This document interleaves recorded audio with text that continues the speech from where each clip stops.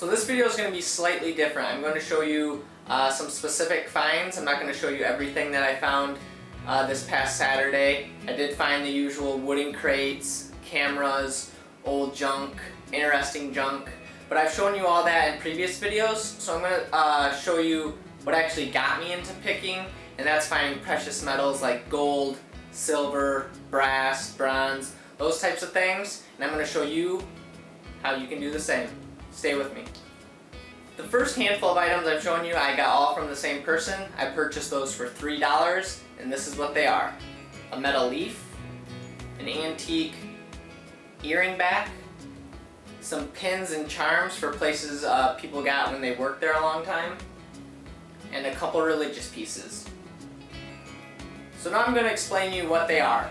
The first thing I got in that pile, this metal leaf, is actually from an artist. His name is Don Drum. He's an Akron native, makes all his art out of Akron, Ohio. If you look up his work, it's got a pretty good price tag. This I think he sells on his website for about $30. It's just a pewter leaf, really good detail.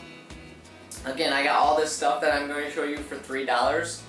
I pictured this, I got this Saturday, I took pictures of it and put it up online Sunday. So this is currently on eBay for $24.99.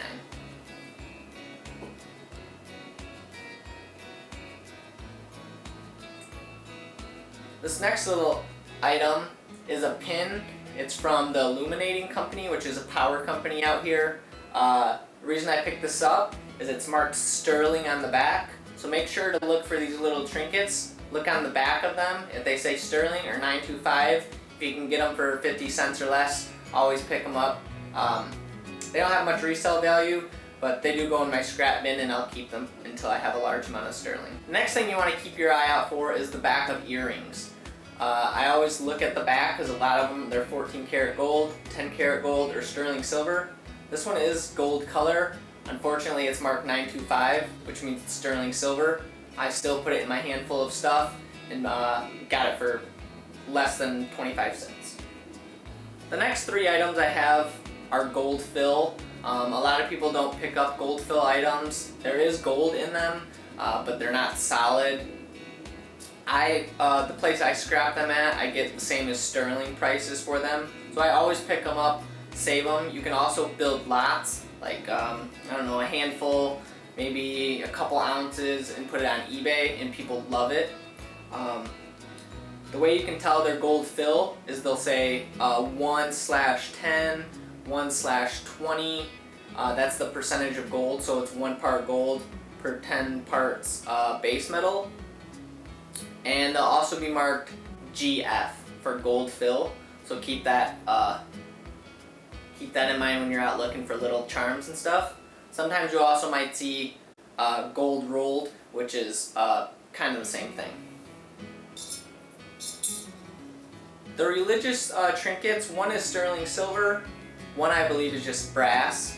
The reason I picked these up is one, the sterling silver, but I also, when I pick out a bunch of trinkets from people's booth, I don't want to just pull out a handful of gold, silver, gold fill.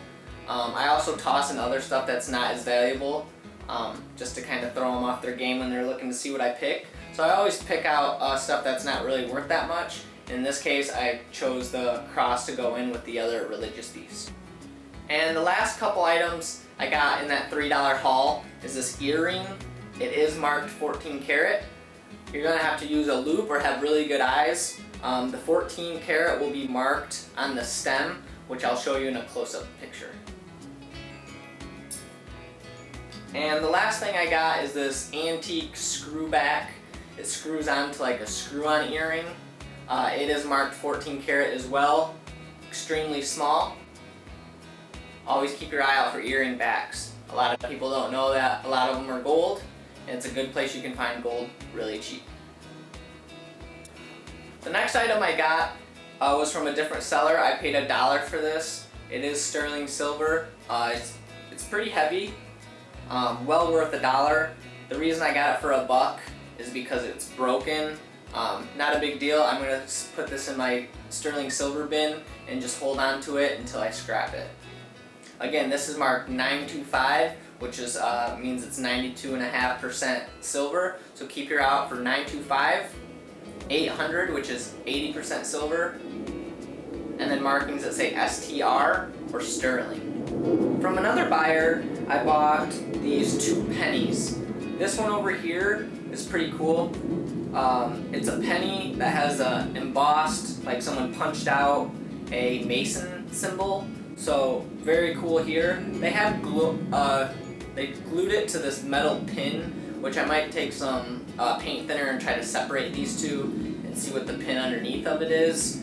Just really cool Mason find. I've never seen a penny turned into a Mason object before, so really cool.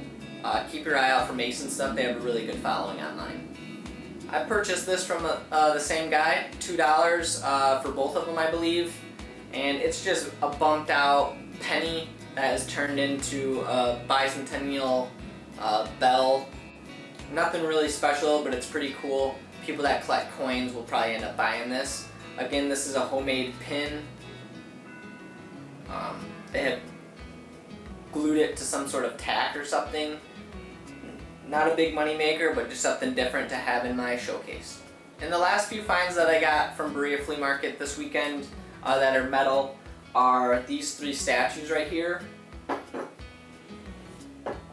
I'm not sure of the age. The gentleman that I bought them for said they came out of a Century home here in Cleveland at an estate sale that he cleaned out. They're extremely old. They're solid brass, extremely heavy, which is a good tip to know that they're old. You can also tell by how they look that they're extremely old. I haven't done any research in these. I know that some of these Hindu or Asian statues can bring some really good money, so I'm going to do some more research. He was asking $5 for each item. I offered him 10 for all 3. He accepted my offer, and they're in extremely good condition. There's no broken parts, no cracks. Really cool. Here's the second one I purchased. Again, solid brass.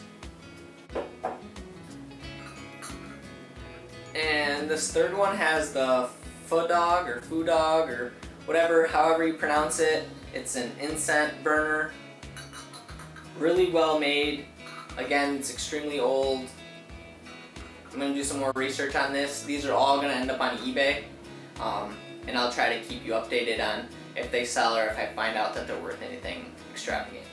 Alright, so that's everything that I found at the Berea Flea Market as far as precious metals goes. I hope maybe some of those tips and tricks helped you to keep your eye open for the gold fill, the 1/10 marking or 1/20, sterling markings, STR 925, 0.800, which means 80% silver, or just simply marked sterling.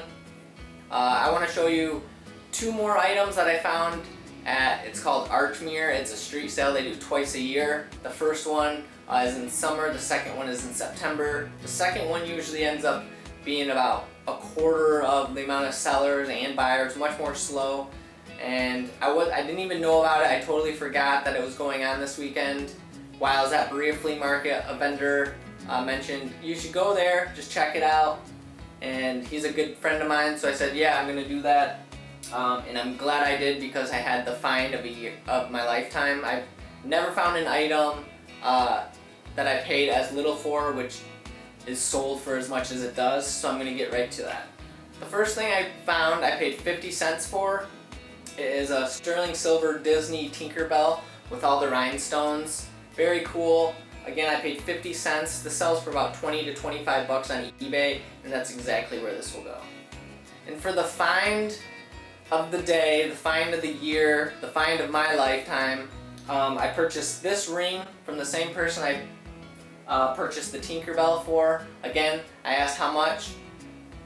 They said 50 cents for the ring. I said, okay, I'll take it. If you look on the inside, it's marked 14 karat, and then an LV, and on the other side it's marked LV or LEVIAN, which is a jeweler company. Make sure to look that up. These retail for anywhere from $2,000 to $2,500 on up. This one's extremely nice. It's part of their chocolate collection. It's surrounded in diamonds here, diamonds all around the top, and I'm not sure what the top stone is. I'm going to take this to a jeweler and find out exactly what they think it's worth. Awesome ring. I looked these up on eBay. I know I can at least get $800 out of this. I'm hoping that maybe it's a higher end, and it's one that retails for $2,500 or up, and I can squeak a few more hundred out of that. I already have been offered $400 for this ring from a friend of mine. I didn't accept. I told him I'll hold on to it for a couple weeks, and if I can't sell it, I'll take it back to him and get the $400. Awesome ring. Garage sales are still a great place to find really good finds. I went there at 11 o'clock in the afternoon. It started at, I think, 9. So a couple hours has passed and no one else spotted this. So just keep grinding, keep looking. You will find some good stuff. You just gotta put in the time, put in the effort, keep picking, making those monies, and hopefully you'll find something like this too. Thanks for watching, guys. Enjoy your weekend. Enjoy your week.